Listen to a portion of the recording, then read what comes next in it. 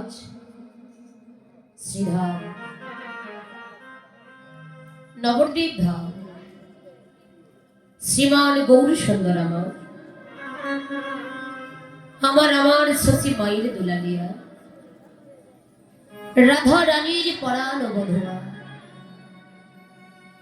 এই অনন্ত কোটি জীবের নয়ন মনি নয়ন তারা যোগী জানে যোগী পায় না, ধ্যানী জানে ধ্যানী পায় না, সাধক জানে সাধনায় পায় না। এহেন বৃঞ্চি বাঞ্ছিত ধন কলিজীবের আরাধ্য দেবতা আমার পতিত পাবন শ্রীমান গৌর সুন্দর আজ নিজে আচরিয়া ধর্ম জগৎকে শিখাবার নিমিত্তে সত্য ত্রেতা দাপর তিনটি যুগকে অতিক্রম করে কলিতে ভক্তের দ্বারে অবতরণ করেছে। আর এই কলিতে ভক্তের দ্বারে অবতরণ করে কলিহত কলিজীবীর মলিন দশা দর্শন করলেন আমার গৌরবে।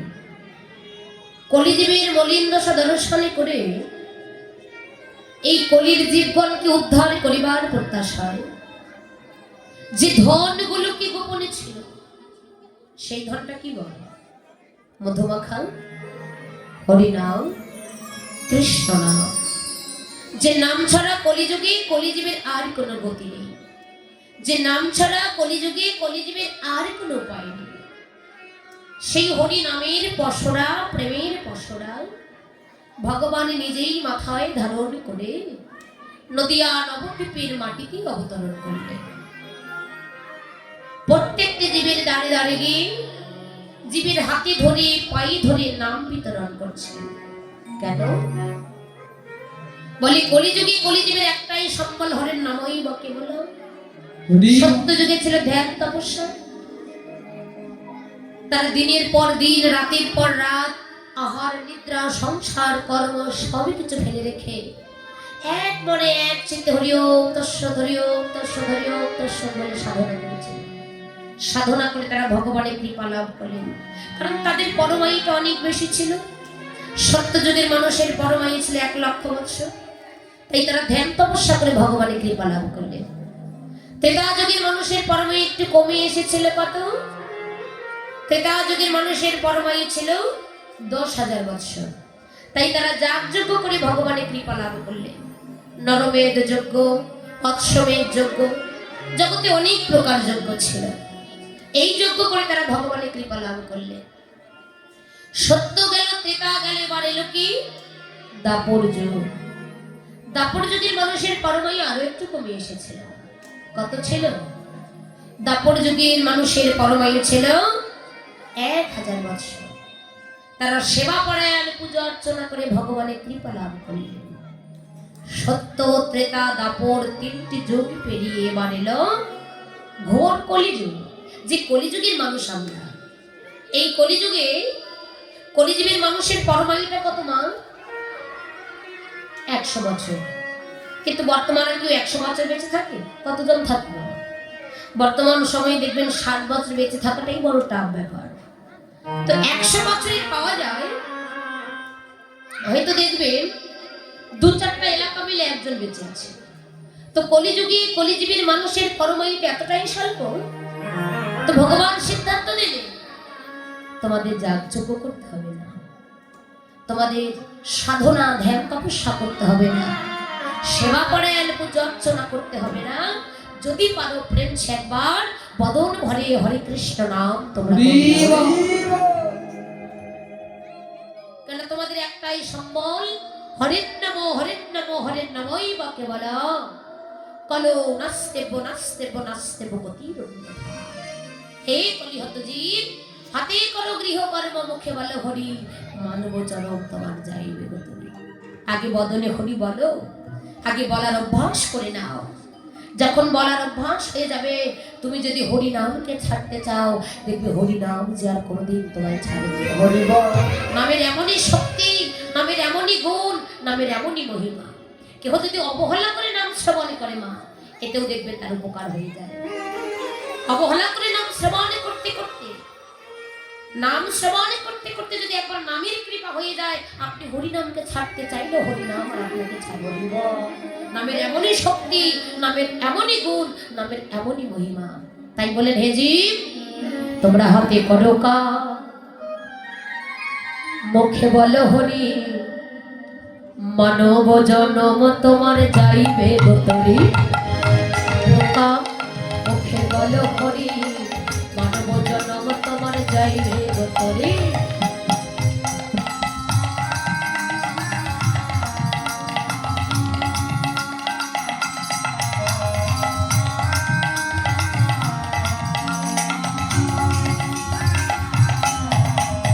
আচ্ছা মায়েরা সকালবেলা উঠে কি করে? সকালবেলা মায়েদের ঘুম থেকে উঠি উঠান ঝাড়ু দিতে হয় না, আঙ্গিনা ঝাড়ু দিতে হয়, এটা প্রথম কাজ। ঘুম থেকে উঠে আগে উঠানটা আঙ্গিনাটা ঝাড়ু দিতে হয়। তাই বলে যে হাতে গৃহকর্ম করছেন আর বদলে হরে কৃষ্ণ রাম, হরে কৃষ্ণ কৃষ্ণ কৃষ্ণ হরে হরে, হরে রাম রাম রাম হরে হরে। হরে কৃষ্ণ কৃষ্ণ কৃষ্ণ হরে হরে, হরে রাম রাম হরে হরে। হরে কৃষ্ণ কৃষ্ণ কৃষ্ণ হরে হরে, হরে রাম রাম হরে হরে। তোমরা হাতে করো কাজ, মুখে বলো হরি, মানব জনম তোমার যাইবে গোতরি। এটাই গৌর হরি হরি বল। হরে হরে, তোমার যাইবে তোরি। হরে হরে মুখে বলো হরি, তোমার যাইবে তোরি। হাতে গৃহকর্ম করো আর বদনে সদা সর্বদা হরি নাম করো। কেননা সংসারের মধ্য থেকেও ভগবানের কৃপা লাভ করা যায়। যারা সংসার ধর্ম ত্যাগ করে তারা তো ভগবানের কৃপা পাবে, কিন্তু সংসারের মধ্য থেকে ভগবানের কৃপা লাভ করাটা আর অত্যন্ত কঠিন। সংসার ধর্ম ত্যাগ করে ভগবানকে পাওয়াটা অত্যন্ত সহজ, কিন্তু সংসার ধর্ম পালন করে সংসারের মধ্য থেকে ভগবানের কৃপা লাভ করা আরো অত্যন্ত কঠিন। একদিন নারদ মুনি ভগবানের কাছে গিয়ে বললেন, প্রভু আচ্ছা তুমি যাকে তাকে কৃপা করে, এই যে ধ্রুব 5 বছর বয়সে ভগবানের কৃপা লাভ করছেন, ভক্ত প্রহ্লাদ এত অল্প বয়সে তারা ভগবানের কৃপা লাভ করছেন, তুমি যাকেই পাচ্ছ তাকে এমন করে কৃপা করছো। এই বলে ভগবান কোনো কিছু না বলে নারদ মুনিকে নিয়ে গেলেন এক কঙ্কালের পাহাড়ে। কঙ্কালের পাহাড়ে যেই না নিয়েছেন, নারদ মুনি দেখে তো ভয় পেয়েছে, প্রভু এ তুমি কি করলে, তুমি আমায় কোথায় নিয়ে এলে? এ তো এক কঙ্কালের পাহাড়, ওরে বাবা। কঙ্কালের পাহাড় দেখলে ভয় লাগবে না? বলে তুমি কোথায় নিয়ে এলে? তখন প্রভু বলছে, মনিবর তুমি যে বললে ওই যে ভক্ত প্রহ্লাদ, ধ্রুব মহারাজ তারা অল্প বয়সে ভগবানের কৃপা লাভ করছে। দেখো এই যে কঙ্কালের পাহাড় তুমি দেখতে পাচ্ছ, যতগুলো কঙ্কাল দেখতে পাচ্ছ, যতবার জন্মগ্রহণ করেছিল ততবার এখানে তারা এসে সাধনা করেছে, তপস্যা করেছে, আবার মৃত্যু হয়েছে, আবার জন্ম হয়েছে, আবার এখানে এসে ভজন করেছে, সাধন করেছে। এভাবে করতে করতেই তাদের এতগুলো কঙ্কাল দিয়ে একটা পাহাড় তৈরি হয়েছে। আর তুমি বললে যে অল্প বয়সে ভগবানের কৃপা লাভ করলো।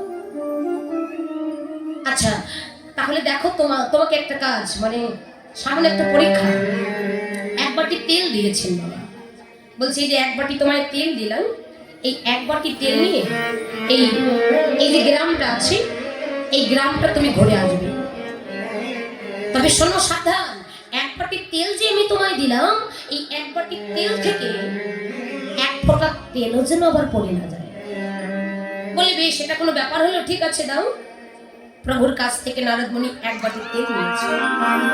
1 বাটি তেল নিয়ে সাবধান এত ধীর স্থির ভাবে যাচ্ছে যাতে কোনো ক্রমেই তেল না পড়ে। প্রভু বলেছেন আস্তে আস্তে পা তুলে যাচ্ছে, মানে এমন ভাবে যাচ্ছে, আস্তে আস্তে এমন ভাবে যাচ্ছে ধীরে ধীরে, যাতে কোনো ক্রমেই তেল পড়ে না যায়। গোটা গ্রাম ঘুরে প্রভুর কাছে এলেন, দয়াময় এই যে দেখো তুমি 1 বাটি তেল দিয়েছো, না না কিছুতেই কিন্তু 1 ফোঁটা তেলও পড়ে যায়। প্রভু বললেন, মনিবর এই যে 1 বাটি আমি তেল তোমায় দিলাম, এই 1 বাটি তেল নিয়ে তুমি গোটা গ্রাম যে ঘুরে এলে, কিভাবে গিয়েছিলে? বলে খুব ধীরে স্থির ভাবে। আচ্ছা এই 1 বাটি তেল নিয়ে যখন গোটা গ্রামটা তুমি পরিক্রমা করে এলে, এই গোটা গ্রাম যে তুমি ঘুরেছো, তার মধ্যে কতবার তুমি আমাকে স্মরণ করেছিলে? ওরে বাবা, যে তুমি কঠিন কাজ আমাকে দিয়েছো, ওই তেলের প্রতি লক্ষ্য করতে তো আমি তোমার কথা ভুলে গিয়েছি। তুমি যে কঠিন কাজ আমাকে দিয়েছো যাতে এক ফোঁটা তেলও না পড়ে যায়, ওই তেলের দিকে লক্ষ্য করে তো আমি তোমার কথা একবারে ভুলে গিয়েছি। প্রভু বললেন মনে এই এক বাটি তেল নিয়ে গোটা গ্রাম তুমি ঘুরে এলে, তাতেই তুমি আমার কথা ভুলে গিয়েছো।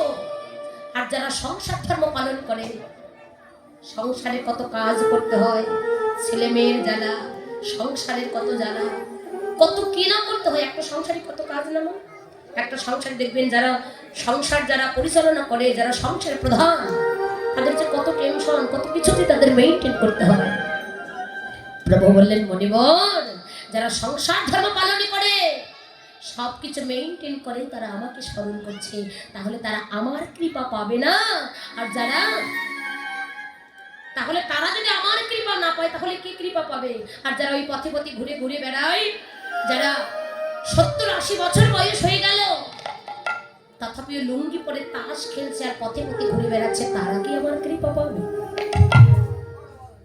সংসার ধর্ম পালন করে এত টেনশনের মধ্য দিয়ে সংসার ধর্ম পালন করে যারা আমাকে স্মরণ করছে, তারা তো নিশ্চয়ই আমার কৃপা পাবে।